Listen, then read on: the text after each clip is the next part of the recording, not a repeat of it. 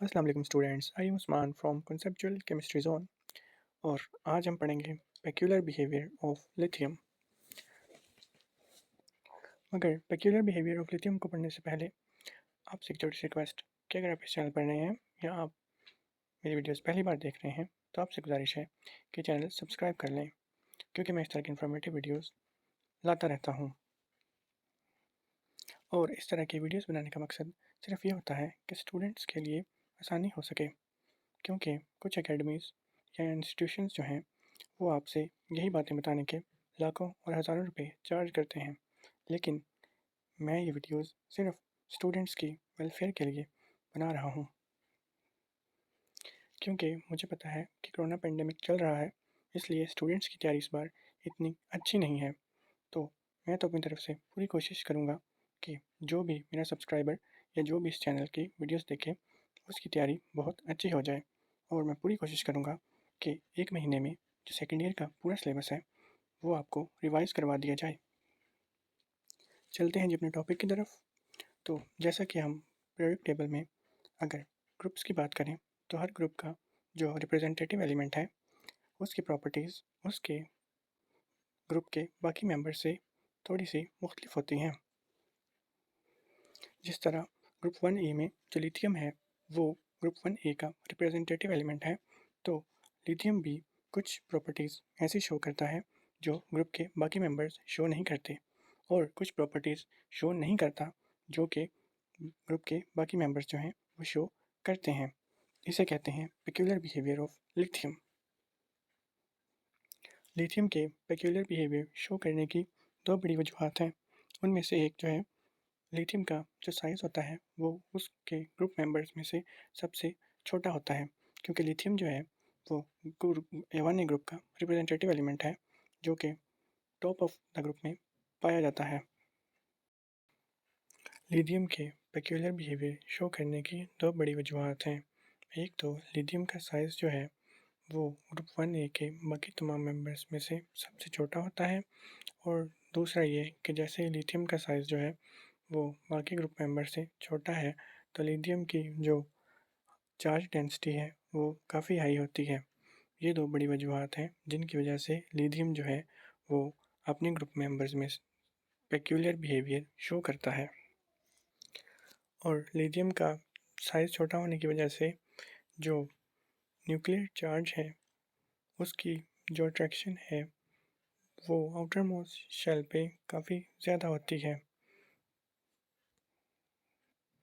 जिसकी वजह से लिथियम जो है वो अपना इलेक्ट्रॉन जो है आसानी से लूज़ नहीं कर सकता।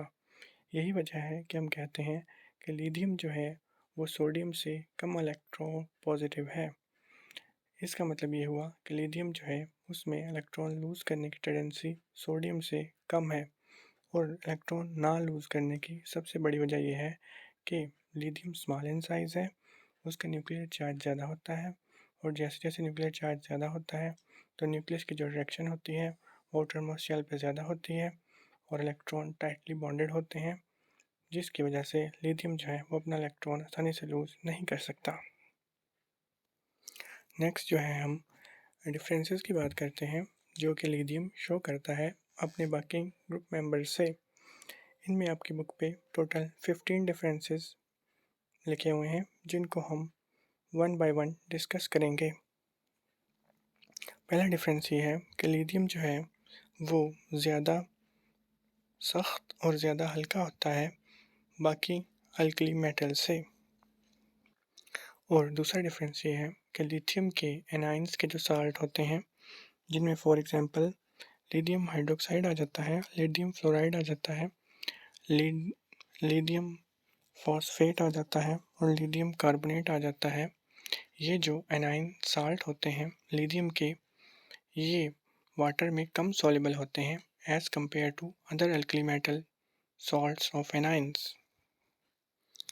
लिथियम जो है वो इनऑर्गेनिक मेटल कॉम्प्लेक्सेस बनाने की भी सलाहियत रखता है। हालांकि ग्रुप 1A के एलिमेंट्स जो हैं वो कॉम्प्लेक्सेशन की प्रॉपर्टी शो नहीं करते, लेकिन लिथियम जो है वो स्टेबल कॉम्प्लेक्सेस बनाता है। और लिथियम के स्टेबल कॉम्प्लेक्सेस की एक मिसाल लिथियम अमाइन भी है। फोर्थ डिफरेंस ये है कि लिथियम जो है जब उसे वाटर के साथ रिएक्ट कराया जाता है तो लिथियम वाटर के साथ बहुत स्लोली रिएक्ट करता है, जबकि बाकी अल्कली मेटल्स जो हैं वो वाटर के साथ बहुत जल्दी रिएक्ट कर जाती हैं। जिस तरह सोडियम है, सोडियम को जब वाटर में डाला जाता है तो एक बहुत एक्सप्लोसिव रिएक्शन होता है और जो सोडियम मेटल की चंक वाटर में डाली जाती है वो काफ़ी दफ़ा आग भी पकड़ लेती है। तो हम ये कह सकते हैं कि जो लिथियम है उसका वाटर के साथ रिएक्शन बहुत स्लो होता है और बाकी अल्कली मेटल्स जो हैं वो वाटर के साथ वायलेंटली रिएक्ट करती हैं और ये रिएक्शन जो है ये एक्सप्लोसिव भी हो सकते हैं। इसके अलावा पाँचवें नंबर पे है कि लिथियम के जो साल्ट्स होते हैं हाई पोलराइजेबल एनाइंस के साथ वो वाटर में कम सॉल्युबल होते हैं as compare to other alkali metals. इसके अलावा लिथियम जो है वो बाइकार्बोनेट, ट्राईहैलाइड और हाइड्रोजन सल्फाइड्स जैसे कंपाउंड्स नहीं बनाता, जबकि अदर अल्कली मेटल्स जो हैं वो इस तरह के कंपाउंड्स बना सकती हैं। लिथियम के जो हाइड्राइड्स होते हैं वो दूसरी अल्कली मेटल्स के हाइड्राइड्स से ज़्यादा स्टेबल होते हैं। लिथियम के जो कंपाउंड्स होते हैं वो आमतौर पर ज़्यादा कोवलेंट नेचर रखते हैं। यही वजह है कि ज़्यादा कोवलेंट नेचर होने की वजह से जो लिथियम के कंपाउंड्स हैं वो वाटर में इजीली सॉल्युबल हो जाते हैं। यही वजह है कि लिथियम के हैलाइड्स ऑर्गेनिक सॉल्वेंट में ज़्यादा सॉल्युबल हैं और लिथियम के अल्काइल्स और एलाइल्स जो हैं वो ज़्यादा स्टेबल हैं as compare to other alkali metals. Lithium जो है वो तमाम अल्कली मेटल्स से में से सबसे कम रिएक्टिव होता है। जब लिथियम को स्ट्रांगली हीट किया जाता है और उस पर से एसिटाइलिन गुजारी जाती है तो लिथियम जो है वो लिथियम एसिटाइलाइड नहीं बनाता। हालांकि बाकी अल्कली मेटल्स जो हैं वो अल्कली मेटल एसिटाइलाइड्स बनाती हैं। जैसा कि जब सोडियम को हीट किया जाता है तो उस पे से एसिटाइलिन गुजारी जाती है तो सोडियम एसिटाइलाइड बन जाता है। आगे 11वें नंबर पे है जी कि लिथियम जो है वो जैसे कि हम जानते हैं उसका इलेक्ट्रोपॉजिटिव करैक्टर जो है वो बहुत कम है। यही वजह है कि लिथियम कार्बोनेट्स और लिथियम नाइट्रेट्स इतने ज़्यादा स्टेबल नहीं होते और जल्दी डिकम्पोज हो जाते हैं और एंड पे जो प्रोडक्ट बनता है वो लिथियम ऑक्साइड होता है। इसके बरक्स जो बाकी अल्कली मेटल्स हैं उनके कार्बोनेट्स जल्दी डिकम्पोज नहीं होते। जिस तरह ये एक एग्जांपल भी दी हुई है जिसमें जब लिथियम नाइट्रेट जो है वो डिकम्पोज करता है तो लिथियम का ऑक्साइड बनता है, साथ में नाइट्रेट बनता है और साथ में ऑक्सीजन बनती है। लेकिन जब सोडियम का नाइट्रेट जो है वो डिकम्पोज करता है तो सोडियम नाइट्रेट बनता है और साथ ऑक्सीजन बनती है। यानी कि सोडियम के केस में सोडियम का ऑक्साइड नहीं बनता बल्कि नाइट्रेट बनता है और लिथियम के केस में लिथियम का ऑक्साइड बनता है और नाइट्रेट आयन अलग हो जाते हैं और ऑक्सीजन अलग हो जाती है। इसके अलावा 12th नंबर पे है कि लिथियम के हाइड्रोक्साइड को जब हम हीट करते हैं तो लिथियम ऑक्साइड बनता है, लेकिन जब किसी और अल्कली मेटल के हाइड्रोक्साइड को हीट किया जाता है तो उस केस में मेटल का ऑक्साइड नहीं बनता। जैसा कि ये इक्वेशन भी लिखी हुई है जिसमें लिथियम हाइड्रोक्साइड को जब हीट किया जाता है तो 1 मोल लिथियम ऑक्साइड बनते हैं और 1 मोल ऑफ वाटर बनता है।